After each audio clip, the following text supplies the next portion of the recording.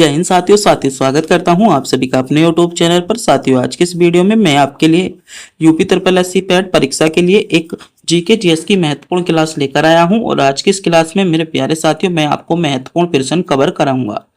आज की इस क्लास का प्रत्येक क्वेश्चन बेहद सेलेक्टेड और इम्पोर्टेंट क्वेश्चन होने वाला है, जो आपका यूपी ट्रिपल एससी पैट परीक्षा 2026 के लिए महत्वपूर्ण क्वेश्चन बनेगा। और आज के इस वीडियो को मैंने इंपोर्टेंट एमसीक्यूज क्वेश्चन के साथ साथ इंपोर्टेंट थ्योरी और इंपोर्टेंट फैक्ट भी मेरे प्यारे साथियों इस वीडियो में शामिल किए हैं, जो आपको ऐसी क्लास यूट्यूब पर पहली बार मिलने वाली है। क्योंकि ऐसी क्लास मेरे प्यारे साथियों सिर्फ मात्र एक ही चैनल आपको प्रोवाइड करा रहा है, जिसका नाम है स्टडी अड्डा आरके।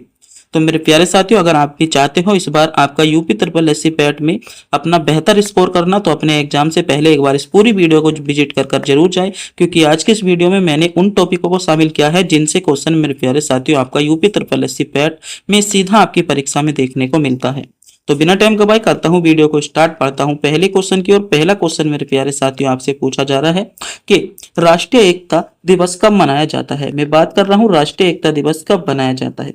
तो राष्ट्रीय एकता दिवस मेरे प्यारे साथियों आपका 31 अक्टूबर को मनाया जाता है। और बी विकल्प इस क्वेश्चन का आपका बिल्कुल करेक्ट जवाब हो जाएगा।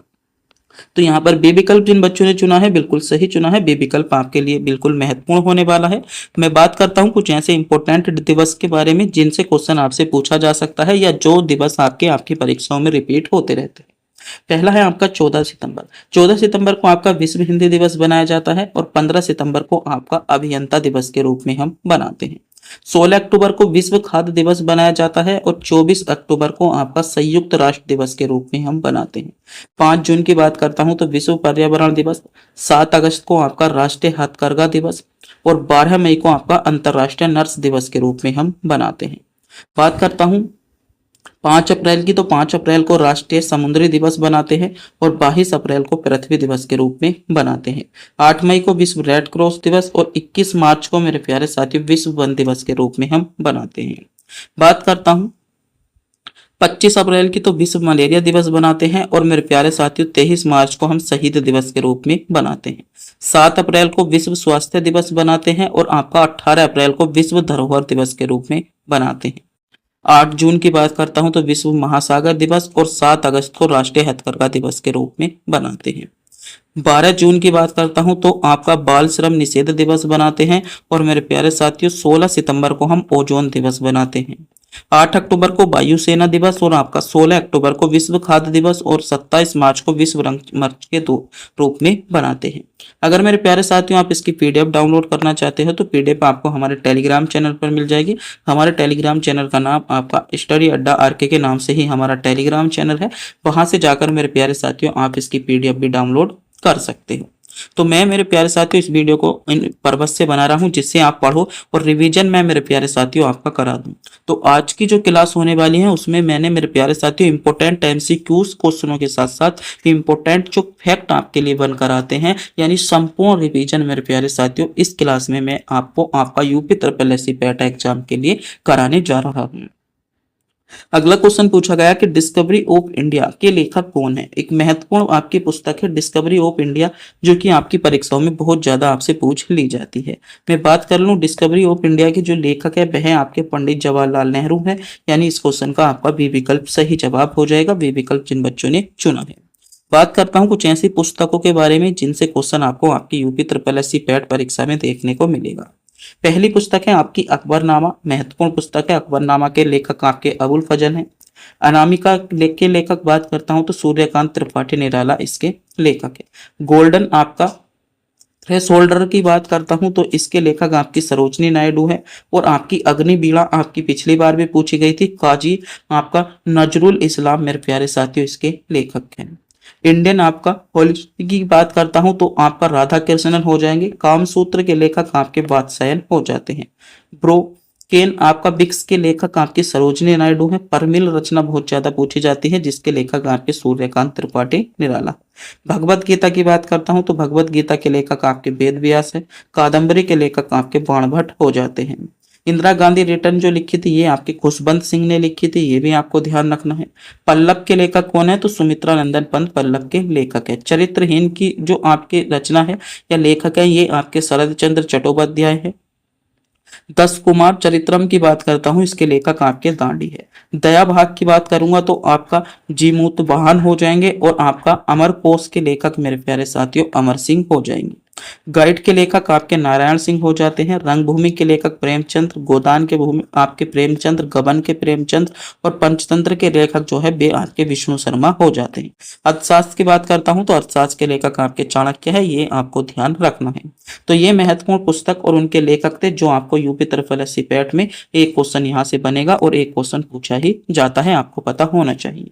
अगर मेरे प्यारे साथियों आप भी हमारे चैनल पर नए हो और पहली बार चैनल पर विजिट किया है तो प्लीज चैनल को सब्सक्राइब जरूर कर लें, क्योंकि चैनल को सब्सक्राइब करने में आपका किसी भी प्रकार का कोई पैसा नहीं जाता, ना ही हमको मिलता है। बस हम इससे मोटिवेट होते हैं और आपके लिए गोल्डन से गोल्डन वह सेलेक्टेड क्वेश्चन लाने की कोशिश करते हैं जो आपकी परीक्षा के लिए महत्वपूर्ण बने, आपकी परीक्षा के लिए इंपॉर्टेंट हो, सीधा मेरे प्यारे साथियों आपकी परीक्षा में क्वेश्चन देखने को मिले।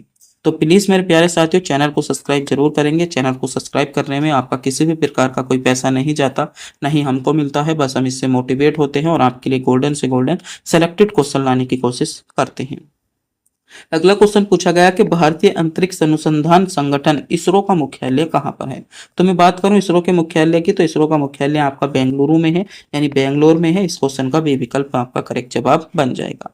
अब मैं बात करने वाला हूं ऐसे कुछ आपके महत्वपूर्ण अनुसंधान और संस्थानों के बारे में जिनसे क्वेश्चन आपका यूपी ट्रिपल एससी पैट में आपका बनेगा। आपका टॉपिक दिया गया है, एक टॉपिक दिया गया है अनुसंधान और में उनके मुख्यालय, यहाँ से एक क्वेश्चन आपसे पूछा ही जाएगा।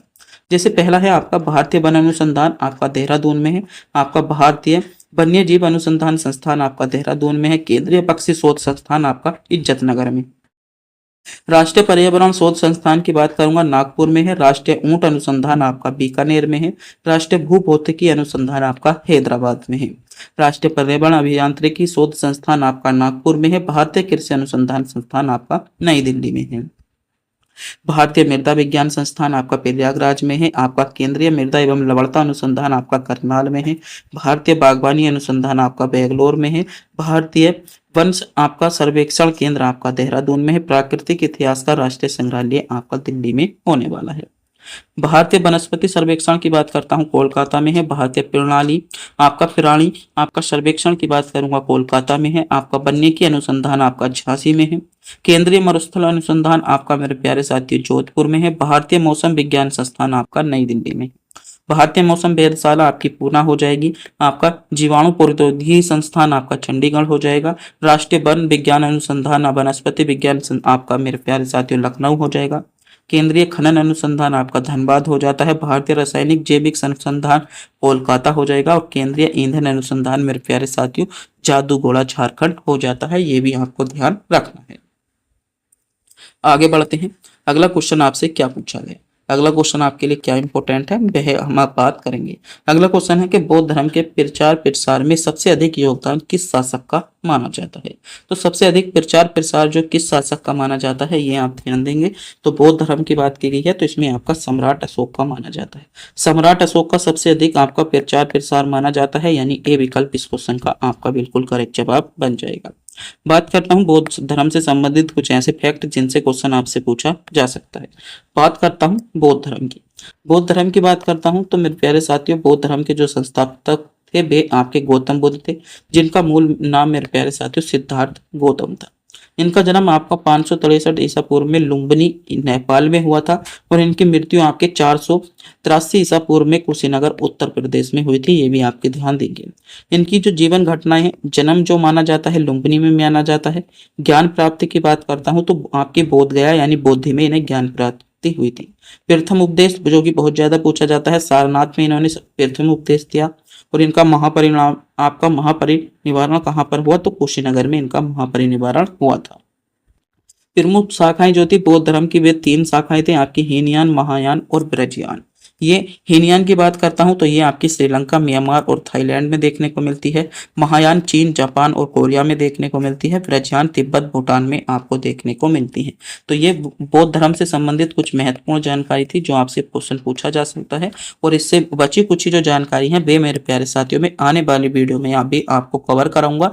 यानी अगर आप मेरे चैनल को सब्सक्राइब कर लेते हो और मेरे प्यारे साथियों आप प्रतिदिन मेरी वीडियो देखकर चाहते हो तो आपको रिवीजन करने की कोई जरूरत नहीं, क्योंकि रिवीजन मेरे प्यारे साथियों मेरी ही वीडियो से आपको हो जाएगा, क्योंकि मैं एक क्वेश्चन के साथ आपको इतने इंपॉर्टेंट और इतने सारे फैक्ट कवर करूंगा जिससे आपको रिवीजन करने में आपकी मदद मिलेगी। अगला है आपका कि भारत और श्रीलंका के बीच कौन सी खाड़ी स्थित है। मैं बात करता हूं भारत और श्रीलंका के बीच, तो मन्नार की खाड़ी है। इस क्वेश्चन का भी बी विकल्प आपका करेक्ट जवाब बन जाएगा। बात करता हूं भारत और उसके पड़ोसी देशों के बारे में, क्योंकि यहां से भी एक क्वेश्चन आपसे पूछा जाएगा। पहला है आपका पाकिस्तान के बारे में कुछ तथ्य है। पाकिस्तान की राजधानी आपकी इस्लामाबाद है। मुद्रा की बात करूं पाकिस्तानी रुपया है। और पाकिस्तान में आपके 4 प्रांत है। भाषा की बात कर दूं उर्दू और अंग्रेजी भाषा है। सीमा की बात करता हूं तो भारत के साथ रेड क्लिफ आपकी सीमा है। सीमा कितनी लगती है, तो वह मेरे प्यारे साथियों 33-23 किलोमीटर लगती है। सीमावर्ती राज्य है तो आपका जम्मू कश्मीर, पंजाब, गुजरात, आपका राजस्थान और इसमें लद्दाख भी शामिल हो गया। अगला देश है आपका बांग्लादेश। बांग्लादेश के साथ बात करता हूं तो बांग्लादेश की राजधानी आपकी ढाका है। मुद्रा बांग्लादेशी टका। 8 प्रांत है। आधिकारिक भाषा इसमें बंगाली है। सीमा कौन सी सीमा साझा करती है, तो रेड क्लिफ करती है। और सीमा इसमें लगभग 4096.7 किलोमीटर सीमा साझा करता है। सीमावर्ती आपके जो राज्य हैं वे आपके पश्चिम बंगाल हो जाएगा, मिजोरम, मेघालय, त्रिपुरा और असम इसमें शामिल हो जाते हैं।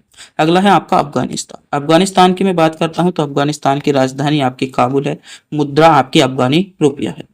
बात करता हूं इसमें 34 प्रांत है। सीमा आपकी जो भारत के साथ लगती है ड्यूरंट रेखा उसे अलग करती है। सीमा की लंबाई लगभग 106 किलोमीटर है। और सीमावर्ती राज्य जम्मू कश्मीर आपका पीओके वाला क्षेत्र आ जाता है। अगला देश है आपका मालदीव। मालदीव की बात करता हूं तो मालदीव की राजधानी आपकी मेरे प्यारे साथियों हो जाएगी। और इसकी राजधानी आपकी मालदीव आपकी रुपया हो जाएगी। आधिकारिक भाषा मेरे प्यारे साथियों एक प्रांत है। समुद्री सीमा के साथ आपका जो है सीमा साझा होता है। नेपाल की बात करता हूं। नेपाल की राजधानी आपकी काठमांडू, मुद्रा नेपाली रुपया, भाषा नेपाली, 7 प्रांत है। और 1751 किलोमीटर की सीमा जो है भारत के साथ सीमा साझा करता है। सीमावर्ती राज्य की बात करता हूं पश्चिम बंगाल, सिक्किम, उत्तराखंड, बिहार और उत्तर प्रदेश के साथ ही सीमा साझा करता है। इन पड़ोसी देशों के बारे में भी आपको पता होना चाहिए, एक क्वेश्चन पूछा जाएगा। अगला क्वेश्चन है कि कुषाण वंश का संस्थापक भारत में किसे माना जाता है। कुषाण वंश की बात करता हूं तो आपका मेरे प्यारे साथियों कुषाण वंश का संस्थापक किसे माना जाता है, ये क्वेश्चन आपसे आपका पूछा जा सकता है। बहुत मोस्ट क्वेश्चन आपकी परीक्षाओं के लिए होने वाला है, गोल्डन होने वाला है, सिलेक्टेड होने वाला है, आपको ध्यान रखना है। अब मैं बात करता हूं कुछ मेरे प्यारे साथियों ऐसे वंश और उनके संस्थापक के बारे में जो क्वेश्चन आपसे बन सकते हैं। पहला है आपका हर्यक वंश। हर्यक वंश के जो संस्थापक थे वे आपके बिंबिसार थे। शिशुनाग वंश के संस्थापक आपके शिशुनाग थे। नंद वंश की बात करता हूं तो महापद्म नंद थे। मौर्य वंश के संस्थापक आपके चंद्रगुप्त मौर्य थे, ये भी आपको ध्यान रखना। शुंग वंश के संस्थापक आपका पुष्यमित्र शुंग हो जाएंगे। सातवाहन के संस्थापक आपके सिमुख हो जाते हैं। कुषाण वंश के संस्थापक आपके मेरे प्यारे साथियों केड आपका प्रथम होंगे। गुप्त वंश के संस्थापक श्रीगुप्त, पाल वंश के गोपाल और पल्लव वंश के आपका श्री विष्णु माने जाते हैं। राष्ट्रकूट के वंश संस्थापक जो है आपका दंतुर्क माने जाते हैं। और चालुक्य आपका प्रतापी वंश के आपके पुलकेशिन प्रथम माने जाते हैं। परमल वंश के जो संस्थापक है उपेंद्र। सैयद वंश के संस्थापक आपके खिरजिर खां माने जाते हैं। गुलाम वंश की बात करता हूं तो कुतुबुद्दीन ऐबक। खिलजी वंश के संस्थापक जलालुद्दीन फिरोज शाह खिलजी। तुगलक वंश के संस्थापक गयासुद्दीन तुगलक। और लोधी वंश के संस्थापक बहलोल लोधी माने जाते हैं। विजयनगर की बात करता हूं तो हरिहर एवं बुक्का और गुर्जर प्रतिहार वंश के संस्थापक आपका हरिश्चंद्र माने जाते हैं, ये भी आपके लिए मोस्ट होने वाला है। एक क्वेश्चन मेरे प्यारे साथियों यहाँ से भी आपको देखने को मिलेगा, आपको इसके बारे में भी पता होना चाहिए। अगले क्वेश्चन देखता हूं। अगला क्वेश्चन पूछा गया कि 12वीं पंचवर्षीय योजना का मुख्य उद्देश्य क्या था। पंचवर्षीय योजना आपको ध्यान रखनी है, एक क्वेश्चन आपको देखने को मिलेगा। 12वीं पंचवर्षीय योजना का जो मुख्य उद्देश्य था वह था आपका तेज, समावेशी और आपका सतत विकास करना, यानी इस क्वेश्चन का बी विकल्प आपका करेक्ट जवाब बन जाएगा। अब मैं बात करता हूं जो आपकी 12 की 12 पंचवर्षीय योजना हुई थी उनके मुख्य उद्देश्य क्या थे और कब से कब तक चली थी। पहले आपको ध्यान रखना है 12 की 12 पंचवर्षीय योजना में पहली का जो कार्यकाल था 1951 से 1956 तक, दूसरी 1956 से 61 तक, तीसरी आपकी 61 से 66 तक और चौथी आपकी 69 से 74 तक। पांचवी की बात करता हूं 74 से 79 तक और आपकी छठी जो चली थी 80 से 85 तक, आपकी सातवीं जो चली थी 85 से आपकी मेरे प्यारे साथियों 90 तक और आठवीं आपकी 92 से 97 और नौवीं आपकी 97 से 2 तक और 10वीं जो थी आपकी 2 से 7 तक और मेरे प्यारे साथियों 11वीं आपकी 7 से 12 तक और 12वीं आपकी 12 से 17 तक चली थी। ये मेरे प्यारे साथियों भी कई बार आपसे पूछ लिया जाता है। यानी यो क्या है, इनका आपका काल भी आपसे पूछ लिया जाता है कि कब से कब तक चली थी, ये भी आपको ध्यान रखना है। अब मैं बात करता हूँ मेरे प्यारे साथी, जो पंचवर्षीय योजना थी इनके मुख्य उद्देश्य क्या क्या था। तो पहली पंचवर्षीय योजना का जो मुख्य उद्देश्य था वह था आपका कृषि की प्राथमिकता। दूसरी का जो मुख्य उद्देश्य था वह था उद्योग क्षेत्र का पृथक्करण। और तीसरी का था मेरे प्यारे साथियों स्वयं रिलायंस। चौथी का था आपका न्याय के साथ गरीबी कम करना और विकास को बढ़ावा देना। पांचवी में जो आपका लक्ष्य रखा गया था वह था गरीबी हटाओ और उनके आत्मनिर्भर बनाना। पांचवी छठी जो थी पांचवी योजना पर ही इसमें जोर दिया था। आपकी सातवीं की बात करता हूं तो फूड फेडरेशन, रोजगार और उत्पादन में इसमें बढ़ावा दिया गया था। रोजगार सृजन, जनसंख्या पर नियंत्रण आपकी आठवीं योजना का मुख्य उद्देश्य था। और नवी योजना भी आपकी सातवीं आपकी जो है इसका ही लक्ष्य रखा गया था। 10वीं में स्वरोजगार संसाधनों का विकास आपका है। और 11वीं में आपका व्यापक और तेजी से विकास करना है। और 12वीं में मेरे प्यारे साथियों स्वच्छ शिक्षा और स्वास्थ्य शिक्षा आपका विकास और रोजगार, इसमें मेरे प्यारे साथियों तेजी से रोजगार, इसमें आपका 12वीं पंचवर्षीय योजना का मुख्य उद्देश्य रखा गया था। अगला क्वेश्चन आपसे पूछा गया है कि आपको मरुस्थल दिया गया है और मरुस्थल के बारे में बताना है कि मरुस्थल आपका किन देशों में स्थित है। तो ये भी क्वेश्चन आपके लिए मोस्ट है, मरुस्थल से संबंधित भी क्वेश्चन आपका एक क्वेश्चन पूछा जाएगा। तो ये मरुस्थल जो है आपका उज्बेकिस्तान और कजाकिस्तान के बीच में स्थित है, यानी बी विकल्प आपका करेक्ट जवाब बनेगा। अब मैं बात करता हूं कुछ ऐसे मरुस्थलों के बारे में जो आपकी परीक्षाओं में रिपीट होते हैं, जिनके चांसेस आपके यूपी ट्रिपल एससी पैट के लिए बन जाते हैं। पहला है आपका सहारा मरुस्थल, आपका उत्तरी अफ्रीका में है। अर्बेनियन आपका अरब प्रायद्वीप में है। गोबी मरुस्थल आपका चीन और मंगोलिया में है। पेंटागोनिया का मरुस्थल बहुत ज्यादा पूछा जाता है। पेंटागोनिया का मरुस्थल आपका चिली और मेरे प्यारे साथियों अर्जेंटीना में। ग्रेट विक्टोरिया ऑस्ट्रेलिया में है। ग्रेट सांडी आपका ऑस्ट्रेलिया में हो जाएगा। गिब्सन मरुस्थल आपका ऑस्ट्रेलिया में है। थार मरुस्थल भारत और पाकिस्तान में है। भारत का एकमात्र मरुस्थल थार मरुस्थल, ये भी आपको ध्यान रखना है। चिहुआहुआ मरुस्थल जो है ये कहां पर है, तो मैक्सिको में है। ग्रेट बेसिल्स की बात करता हूं तो उत्तरी अमेरिका में है। आपका काराकुम उज्बेकिस्तान और तुर्कमेनिस्तान में है। अगला क्वेश्चन है सोनो प्रांत, ये मैक्सिको और अमेरिका में। मोजाम्बे की बात करता हूं अमेरिका में। तकला मकान मरुस्थल बहुत ज्यादा पूछा जाता है, ये आपका चीन में है। आटाकामा आपका चिली में है, मोस्ट है। और दस्त ए काबिर, ये मेरे प्यारे साथियों ईरान में है। अंटार्कटिका आपका मरुस्थल यही हो जाएगा, और ये भी आपका, और कालाहारी मरुस्थल आपका दक्षिणी ध्रुव में होने वाला।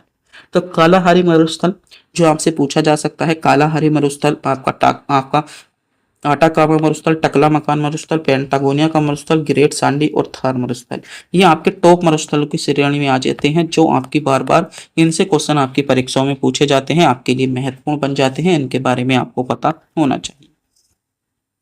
अगला क्वेश्चन पूछा गया कि किस स्थल से आपकी अग्नि वेदियों के पुराण मिले थे। अग्नि जो वेदी थी उनके प्रमाण मिले थे, ये क्वेश्चन आपसे पूछा गया है। तो अग्नि वेदियों के जो प्रमाण मिले थे ये आपके कालीबंगा से मिले थे। कालीबंगा इस क्वेश्चन का सही जवाब बनेगा, यानी बी विकल्प इस क्वेश्चन का आपका बिल्कुल करेक्ट जवाब बन जाता है। बात करता हूं मैं सिंधु घाटी सभ्यता के कुछ महत्वपूर्ण स्थलों के बारे में और उनसे संबंधित नदियों के बारे में, क्योंकि सिंधु घाटी सभ्यता के कुछ ऐसे स्थल जो मेरे प्यारे साथियों नदियों के किनारे बसे हुए थे, नदियों से क्वेश्चन पूछा जा सकता है कि कौन सा मेरे प्यारे साथियों कौन सा आपका जो है सिंधु स्थल जो है कौन सी नदी के किनारे बसा था। फिर मैं आने वाली वीडियो में बात करवाऊंगा उनके प्रमाण के बारे में, क्या प्रमाण मिला। फिर मैं मेरे प्यारे साथियों अगली वीडियो में बात करूंगा उनके खोजकर्ता के बारे में, कि मेरे प्यारे साथियों उनकी खोज किसने की। तो मैं इन सभी के बारे में आपको एक एक वीडियो में बता दूंगा, जो सिंधु घाटी सभ्यता के महत्वपूर्ण फैक्ट बन जाते हैं। तो आज की वीडियो में आप क्या देखेंगे, सिंधु घाटी के कौन से आपके जो है किस नदी के किनारे पर आपके बसे हुए हैं। तो मैं बात करता हूँ प्रमुख शहर मोहनजोदड़ो की। तो मोहनजोदड़ो आपका सिंधु नदी के किनारे पर है। हड़प्पा की बात करता हूँ, हड़प्पा आपका रावी नदी के किनारे पर है। आप ध्यान देंगे अगला है आपका रोपड़। रोपड़ की बात करता हूं तो सतलज नदी के किनारे पर है। मांडा आपका चिनाब नदी के किनारे पर है। कालीबंगा आपका घग्गर नदी के किनारे पर है। लोथल आपका भोगवा नदी, सुतकागेडोर आपका दासक नदी, और आलमगीरपुर हिंडन नदी, और टंगपुर आपका मादा नदी के किनारे पर होने वाला है। ये सभी इंपॉर्टेंट है जिनके बारे में आपको पता होना चाहिए। ये मोस्ट हैं जो मैंने आपको कवर करा दिए हैं, जिनके बारे में आपको पता होना ही चाहिए कि ये आपके कौन से शहर आपके कौन सी नदी के किनारे हैं, क्योंकि इनसे क्वेश्चन आपसे अक्सर पूछा जाता है। अगले क्वेश्चन पर बढ़ता हूं। अगला क्वेश्चन पूछा गया कि धोने का सोडा का रासायनिक सूत्र क्या है। तो धोने का जो रासायनिक सूत्र होता है C8 आपका CO3 10H2O आपका धोने के सोडे का रासायनिक नाम होता है। मैं बात करता हूं कुछ आपके रासायनिक तत्वों एवं उनके सूत्रों के बारे में जो आपके लिए महत्वपूर्ण बनेंगे।